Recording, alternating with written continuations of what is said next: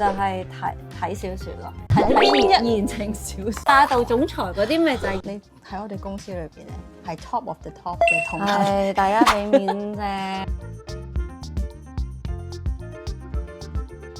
冇一刻係困擾係啦，其實我35歲之後咧，我都用咗2年時間去適應自己慢慢老去呢一個事實。我真係 feel 到啲咩咧？唔同嘅係個體能。哇！我真係要介紹啊，女人啊 ，please 最緊要嘅其中保養嘅一環，除咗飲多啲水啊、瞓多啲覺啊、做運動啊，即係除咗呢啲之外，就係睇小説咯，睇言情小説。係言情，霸道總裁嗰啲咪就係即係嗰啲 one minute reels 嗰啲，佢彈出嚟個電話嗰啲啊！我勁中意睇啊！